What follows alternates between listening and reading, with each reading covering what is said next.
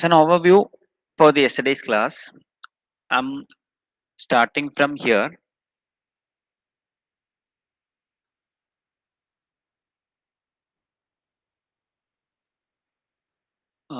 Sensors.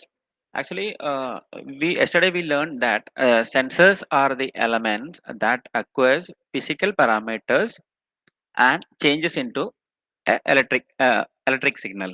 Okay, that is the main role of sensors. We know that in a measurement system, the primary element is a sensor. So the role of sensor is actually it acquires physical parameters and changes into a signal. Okay, we already studied in the last class. There are different types of physical parameters present in a mechatronic system, and we already categorized in before, and it is shown in the red text here. Position, force, etc. will are the physical parameters present in a mechatronic system, and according to the nature of physical parameters, the sensors are also different. Okay, so after that we came to know about transducers, and the transducers are the elements which convert one form of energy to another form from one system to another system. Okay, that is the role of transducers. Actually, in a measurement system, it is the secondary element. Okay, primary element is sensor, and the secondary element is a transducer, which convert one form of energy into another form.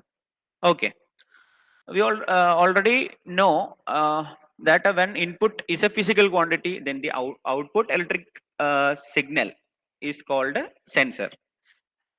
The element is called a sensor. When an input is given as an electric quantity and the output is a physical quantity, then the element or that device is called an actuator. It was a general idea of a sensor and an actuator. Actually, the actuators are the opposite of sensors. This is what we learned yesterday. And there are different types of transducers. We already go through in yesterday's class. The first one is passive transducer, also known as externally powered transducer.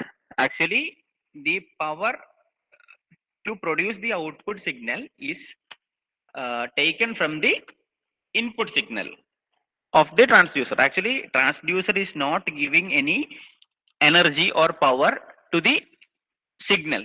So it is called a passive or externally powered transducer. Okay. Similarly, an active transducer or self-generating transducer. In this case, an additional electricity is added by the transducer to the input signal, and it is strengthened and taken as output. And we already told about the examples here. And tacho generator are and photovoltaic cells are examples of active transducers. And for passive transducers, resistive, capacitive, inductive transducers are examples of passive transducers. Okay, I think it is clear. Now coming to sensors and transducers. Actually, this is from here we are getting into the topic in detail. Actually, these questions are asked in previous year question papers, so we have to give some attention here. So sensors and transducers is comes under this section, but actually we are focusing more on sensors than transducers here at from this point. Okay, so as the same way a transducer are categorized, the sensors are also categorized as active and passive sensors. Okay, if the output signal of a sensor, you have to keep in mind that this is a sensor, so the output signal of a sensor is internally powered or as a result of transduction, it is called a active sensor. That is what I am saying is uh, thermocouple is an example of active transducer. That is when an external physical parameters is come into or measured using a thermocouple.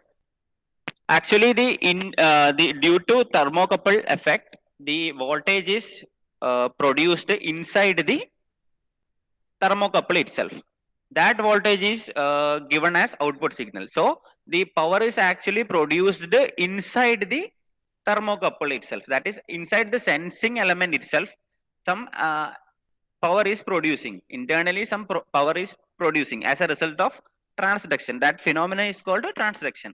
So as a result of transduction, the output signal is getting strength. So the example is thermocouple, and it is an example of active sensors. Okay. As the same way, passive sensors. Passive sensors are externally powered sensors. For example, I told an example of a weighing machine, but in yesterday's example, we were telling about the strain gauge mounted weighing machine. But in today's example, we are talking about battery operated weighing machine. In battery operated weighing machine, actually a battery is giving strength to the input signal and it is producing the output signal. So an external power is used to produce the output signal. So this type of sensor is called a passive sensor. I think it is clear. Next categorization of sensors is analog and digital sensors. If the output of the output signal from the sensor is analog in nature, you know about analog graph, that is a sinusoidal wave graph. If the output of the sensor is in analog form, it is called analog sensor. And if the output is in digital form, output of the sensor is in digital form, it is called a digital sensor. Okay, that is how the second categorization is made on sensors. So in analog sensor, output signal will be automatically it will be an electric signal. I mean analog type electric signal. Okay. Uh, Example is Borden tube. Borden tube is an example for analog type sensors. And for digital type sensors, the example is piezoelectric transducer. Okay. For digital type sensor, piezoelectric transducer is an example. Actually, in a Borden tube, the output will be in a sinusoidal form. In a Borden tube sensor, the output wave will be in the sinusoidal form. And in case of piezoelectric transducer, the output will be at the digital form. Okay. I think it is clear. And next categorization is primary and secondary. If the output form is in electric nature, that is electric signal is producing as output. If a sensor is producing electric signal as output, then it is called a primary sensor. And if the output of the sensor is non-electric in nature, then it is called a secondary sensor. Example of primary sensor is thermocouple, and example of secondary sensor is strain gauge. You have to identify to know more about the subject. You have to categorize and understand what how the sensors or transducers are classified. Okay, these are the basics of a sensor and transducer. We are already covered the basics about basic general idea about sensors and transducers. Now coming into characteristics. Uh, Characteristics means the nature of sensors we are dealing here. Okay. So in order to understand the characteristics of sensors, we have to first understand sensors are actually used to sense or measure the physical parameters in a system. Okay. So in a system, the system will, there are different parameters, and the system will exist in two states. Actually, one is transient state and the other is steady state. In transient state, the parameters, that is state of the system, remains changes according to time or instantaneously changes with respect to time, is called a transient system. And in case of steady state, it almost achieved the equilibrium state. That is a system will be at equilibrium. There will not be any sudden change of parameters or state of the system. It is called a steady state system. So to understand clearly about the characteristics of the sensor, we have to initially understand a system is categorized into two. The first one is transient and the second one is steady state. Okay. So as I told, transient is actually the state changes with respect to time, and the steady state is the state remains constant or at equilibrium, and it will not changes with respect to time. So the static characteristics of the sensor is the characteristics in a steady state system. Okay, the characteristics of the sensor in a steady state system is called static characteristics. Okay, and similarly, right opposite to that, the dynamic characteristics of a system is is the is at the transient state of the system. That is the characteristics of the sensor at a transient state of the system. Okay, I think you got a small idea that to understand clearly, transient means the state. State means parameters. For example, you already learned in thermodynamics that a system and it got at a certain point, it has a certain value of pressure, temperature, etc.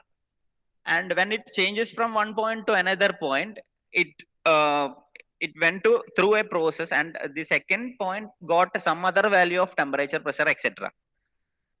That same thing is representing here. That is, in a system, the state represents the value of parameters which should be measured. Okay, so in static characteristics in a steady state system, almost all the parameters will remains same. And in case of if, for example, if the parameters are temperature, or in some other cases if it will be pressure, or in some other cases it will be electric current, etc. In static characteristics, the measurement quantity will always remains the same. It will not change with respect to time, or it will not suddenly change with respect to time. Okay, it will change, but it will not suddenly change with respect to time. Okay, and in similarly, in dynamic characteristics, the parameters will changes with respect to time. It will be a sudden change. Okay, so in static characteristics, it is actually slowly varying with the time, or mostly remains constant. The parameters will always considered as constant or very slowly varying, which means that at each point it will be at equilibrium. That is the meaning of slowly varying. Okay, then in case of dynamic characteristics, the changes is rapidly with time. Okay, that is the change of parameters is sudden with respect to time. Only within few microseconds or milliseconds, the parameters, that is, for example, if the system got a temperature at 100 degrees Celsius, within 0.001 second it will changes into 101 or 102. That is called the dynamic nature. So the characteristics of a sensor at a dynamic condition of a system is called dynamic characteristics. To understand clearly, we have to take some examples for both the characteristics.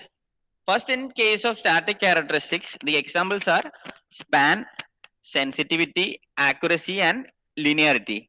These are the examples of static characteristics of a system.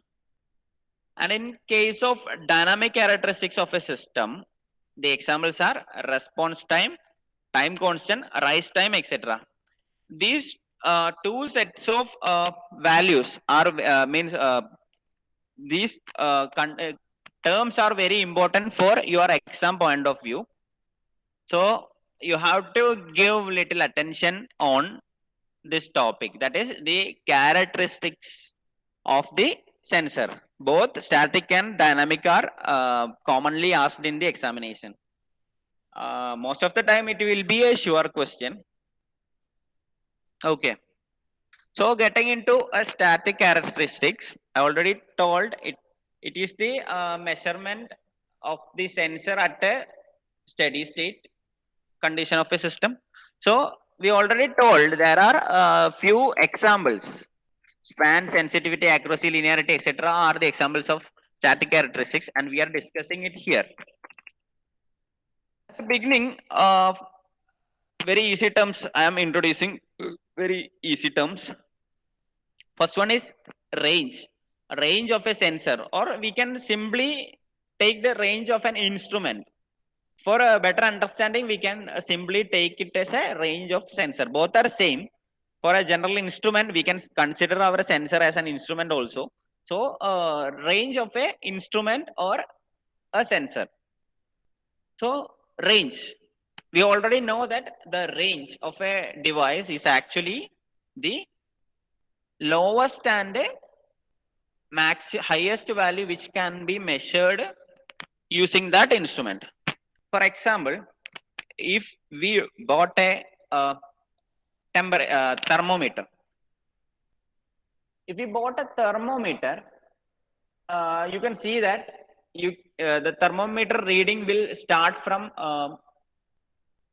for example, I'm telling if it was started from 10 degrees Celsius and it was the lowest point and the highest point is 200 degrees Celsius, then this is, that is from 10 degrees Celsius to 200 degrees Celsius, represents the range of the device. Okay, you have to write the 10 degrees Celsius to 200 degrees Celsius. This point is important. That is the maximum and minimum value of parameter that can be measured. That is called the range of an instrument or a sensor.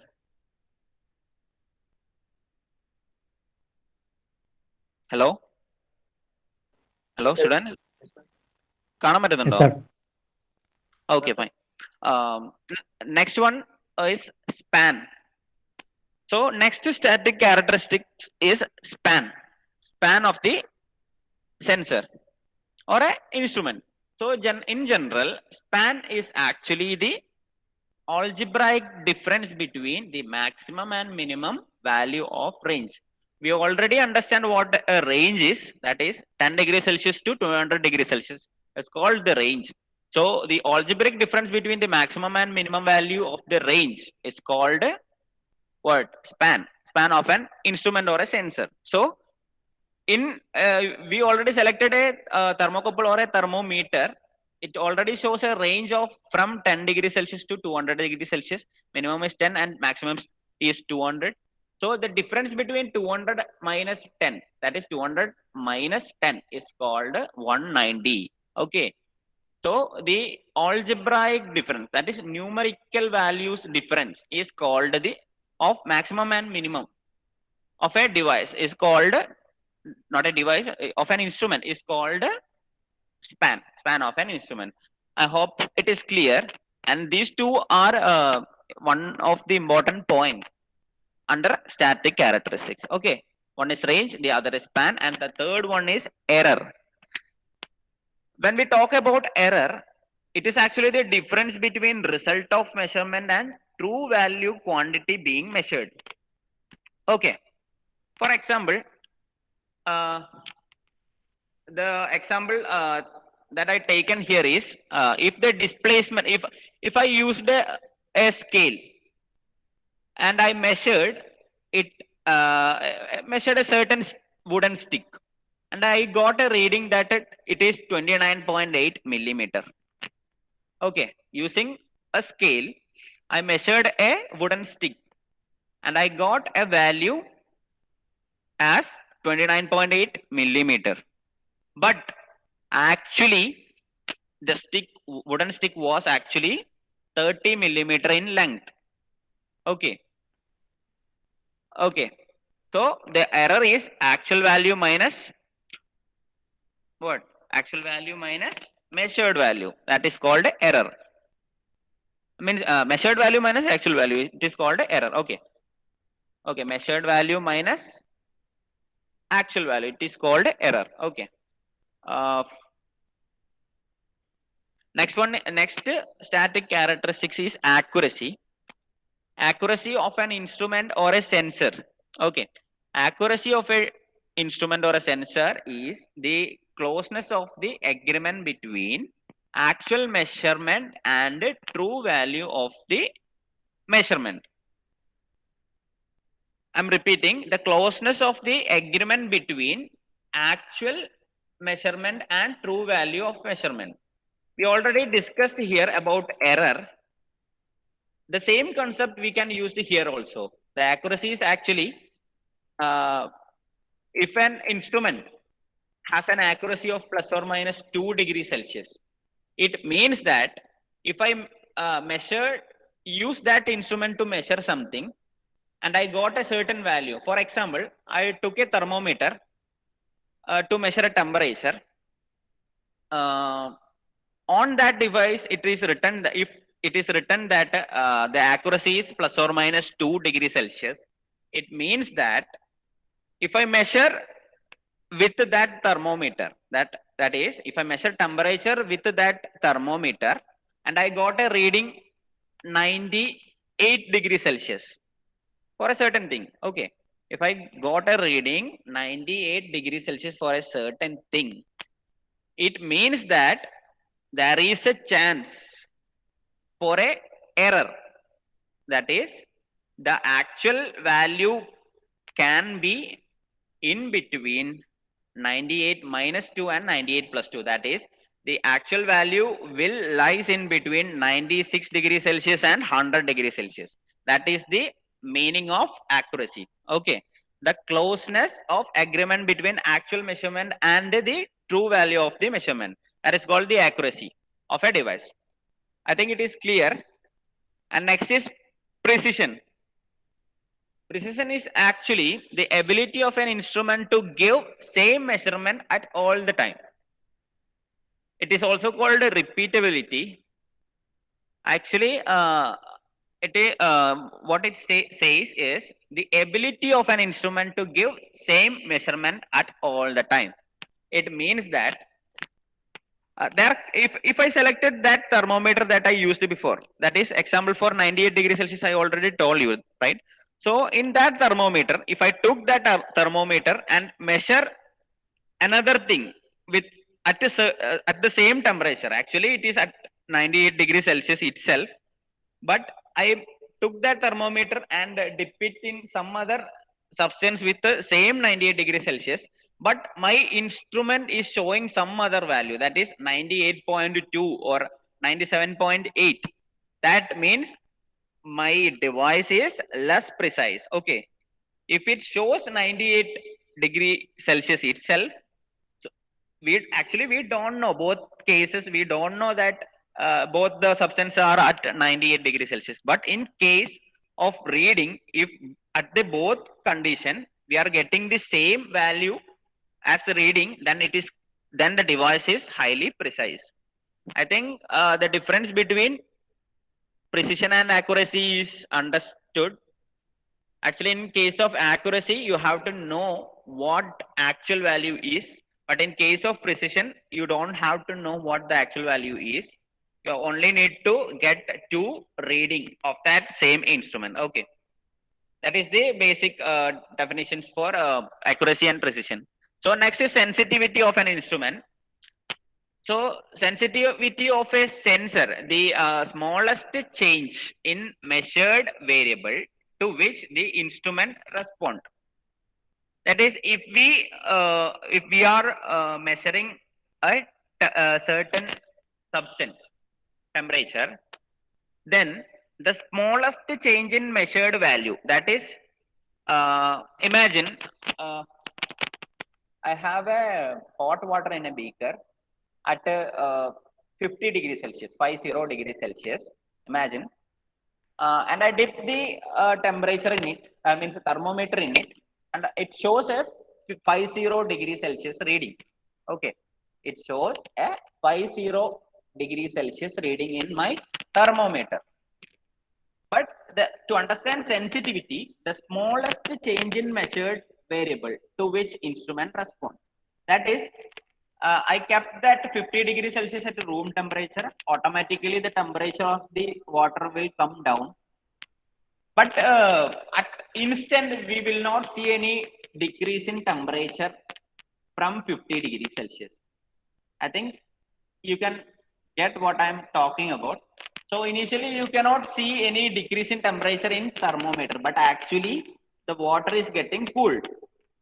So the sensitivity is the smallest change in measured variable to which the instrument responds. It is called the sensitivity. Okay, so sensitivity can be measured using change in output. That is, how much change is giving as output to that of change in input. It is the definition of a sensitivity. The example is I already given. To get it clearly, the sensitivity will be represented in a mercury thermometer like this, as 1 centimeter per degree Celsius. For example, if I was dipped a thermometer of a mercury thermometer, that is, mercury will show the measurement. That is, according to expansion of mercury inside the thermometer, we will get the temperature reading. So when a mercury thermometer was written a sensitivity of 1 centimeter per degree Celsius, it means that when the temperature of the substance, that is a hot water beaker, when hot water within the beaker, when the temperature was decreased from 50 degrees Celsius to 49 degrees Celsius, then only the mercury level will go down to 1 centimeter. Okay, that is what the meaning of sensitivity. I hope it is clear. Next is non-linearity. It is also just opposite of linearity. Both are same. You can for easiness of understanding, non-linearity will be little bit easier to understand. So non-linearity is actually the static characteristics itself, the maximum deviation of actual measured curve from ideal measured curve. It is the I shown here with a red line. That is the this blue line is actually the ideal curve of measurement, and this is actually the actual curve of measurement. The difference between the maximum deviation, that is maximum difference, not difference at this point, but the maximum difference or deviation of the actual measured curve from the ideal curve is called non-linearity. So it can be measured using percentage. With a percentage, non-linearity percentage is equal to maximum deviation in input divided by maximum full scale input. Okay, we have to mention the environmental condition, that is at what temperature or pressure we are actually measuring the or sensing the substance, that we need to know for getting the clear idea of non-linearity. Okay, we have to mention the environmental condition. Okay, so next is hysteresis. Hysteresis is actually the maximum difference in output at any measurement value when approaching the point first with increasing and then with decreasing the input parameters. Actually, hysteresis is actually the error of the sensor expressed as percentage of input range. To understand hysteresis, that is actually the different output during loading and unloading. That is, for example, we have a thermometer. Okay, we have a thermometer setup dipped in a water, a cold water, usually at 10 degrees Celsius. Imagine if a thermometer is dipped in a beaker of water at 10 degrees Celsius with a heater. A separate heater is dipped inside that water and I started to heat that water. So I heated it up to 100 degrees Celsius, that water from 10 degrees Celsius to 100 degrees Celsius. I heated from 10 degrees Celsius to 100 degrees Celsius. At each interval of time, I marked the value of temperature. And it is represented using this blue line. That is when increasing the temperature, that is parameter is increased. Here the parameter is taken as temperature. So when the temperature is increased, temperature of the water is increased and the curve is plotted, we will get a line similar to this one. And when reaching 100 degrees Celsius, I started to cool the water using a cooling system. And at the same within the same rate of cooling as that of heating. Okay. At the same uh, time interval, I plotted the output, that is the measurement of thermometer.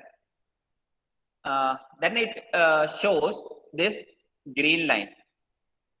Okay, so the difference between the output, that is, you can see that at the same temperature, if this point was 50 degrees Celsius, here, please listen.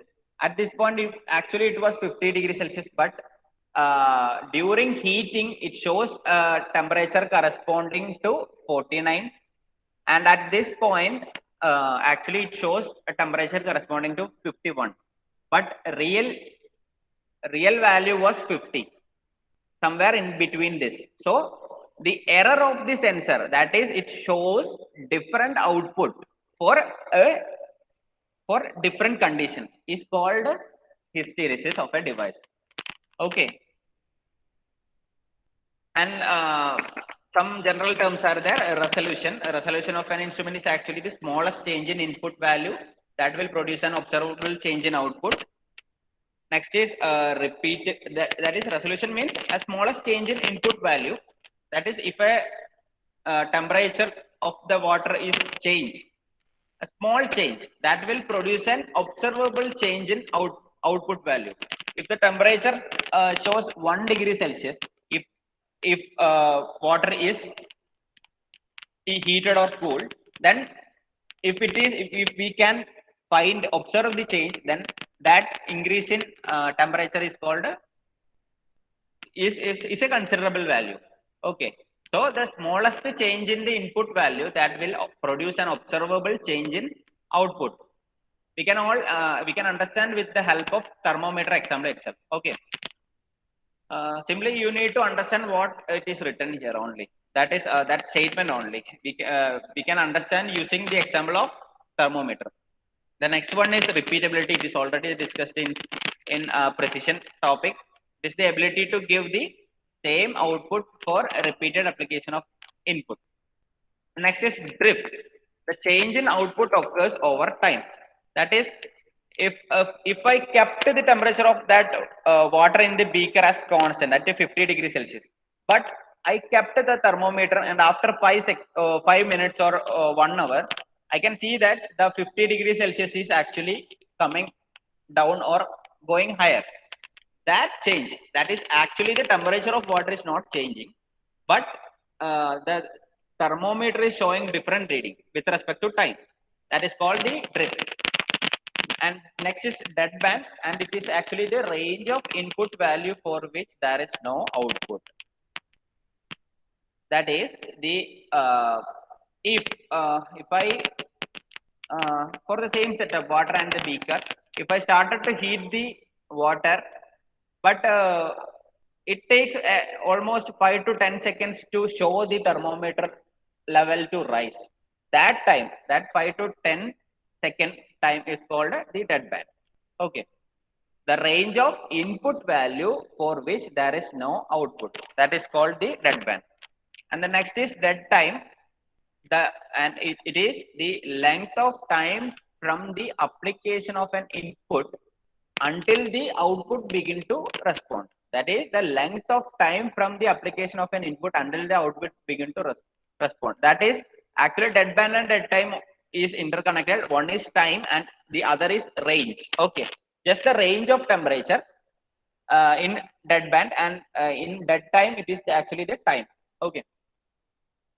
Now it is only this fourth thing is left. So this is actually the dynamic characteristics. We told that dynamic characteristics are the characteristics of a system at a transient condition, and the time response of the sensor system is actually the dynamic characteristics. The first one is response time.